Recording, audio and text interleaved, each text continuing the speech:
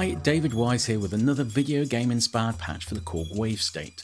Starfox Adventures started life on the Nintendo 64 as Dinosaur Planet, before being ported over and further refined on the Nintendo GameCube.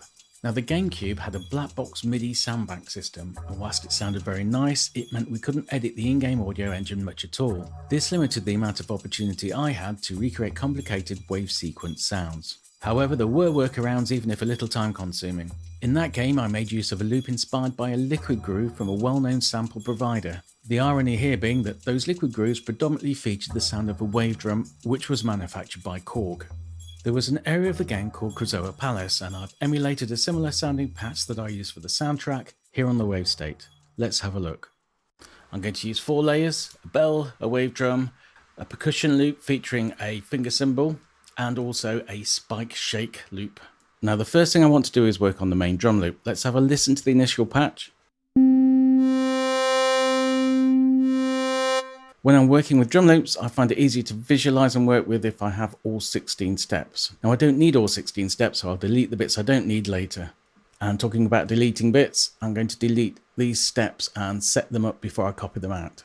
I'm going to go to the timing lane. I'm going to set this to tempo mode. I'm going to set this to 16ths. And also I'm going to check that the crossfade time is set to 0 or very close to 0. Then I'll expand these out to 16.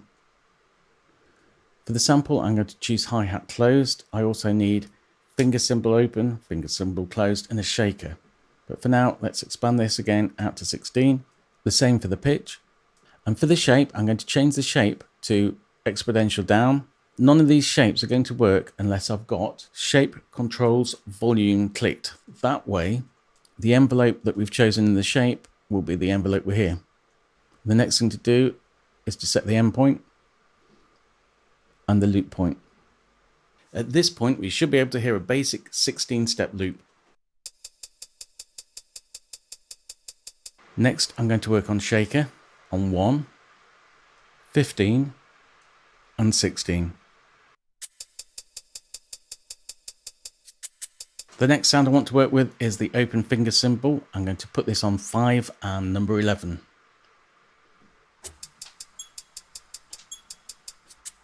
Now the next sound I need is the closed finger cymbal sample. We don't have a finger cymbal closed sample, but we do have something very similar in the tambourine pull sound. I'm going to put these on 8 and 13.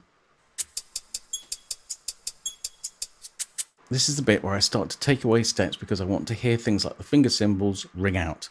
I'm going to start with the second finger cymbal. I'm going to change the timing of this. I can either change it to an 8 or I can double the timing. Also for this one, I need to change to a log down because it will open the sound up a bit. So I'll cut the steps that follow it. I need to do this again for the first finger cymbal. So I'm going to change the timing to 3/16. I'm going to change this to a log down so it rings out, and I'm going to get rid of these steps here.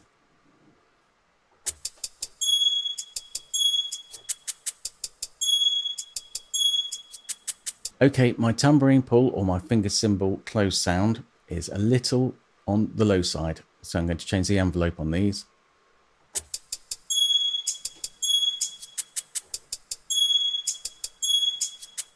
I want my hi-hat to be +5. And finally, to help with the groove, I just need to take some of the hi-hat samples down in volume. The other thing I want to do here is just perhaps put some effects on. It's always nice to put a bit of compression on a drum loop. And whilst the reverb is very nice, it sometimes helps just to put a bit of delay on as well.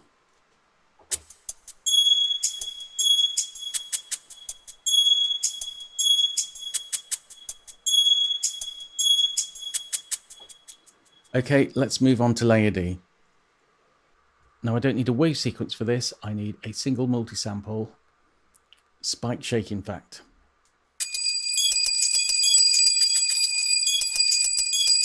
One of the great things about the wavestate is it's got all of these effects, and the wave shaper is brilliant. It really does add a lot of movement to things. This one's quite appropriate. It's called Shaping Ice Scape. Let's go for it. Okay, this is coming together now. Now I need to add some modulation sources. Pan. I'm going to set the tempo sync, and I want it to go probably every bar. We'll try every whole 4 beats.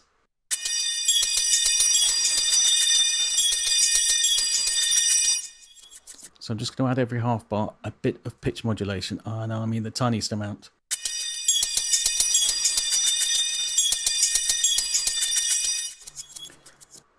For layer A, I wanted a gong sound, but it didn't want to be too abrupt, so I've chosen more of a bell sound here. Again, with the timing mode, I need it in tempo mode, and I'm going to make these whole, 2 times whole.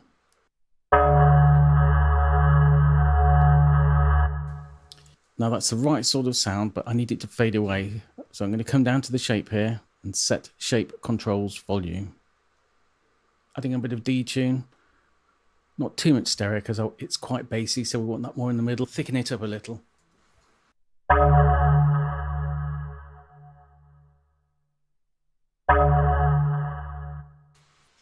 Okay, that's coming together. Let's add some effects now.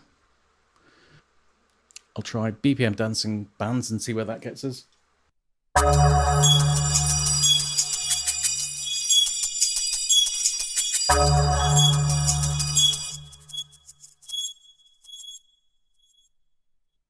Finally, we're going to move over to layer B, and this is supposed to be the wave drum. Now, I can't find the wave drum in the wave state. That doesn't mean it's not there, it just means I haven't found it yet. I want it on the first beat of the first bar, so it goes ding, 2, 3, 4, and then ding, ding in the second bar. This needs to be whole. This needs to be an 8th note. And this needs to be the remainder of the bar, so it's just easier to set this to 7/8 notes. I'm going to use a tabla sound because it's quite similar to the wave drum.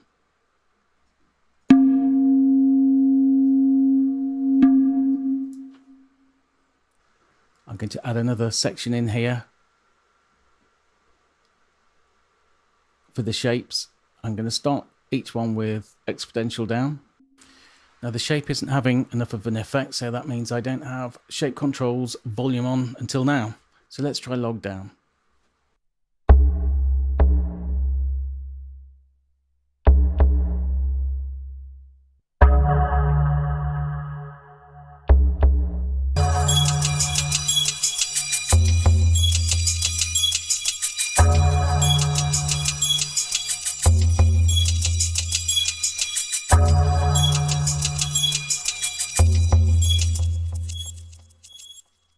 So there we have it. There's my Starfox Adventures, Krazoa Palace, rhythmic wave sequence emulated for the wave state. Thank you.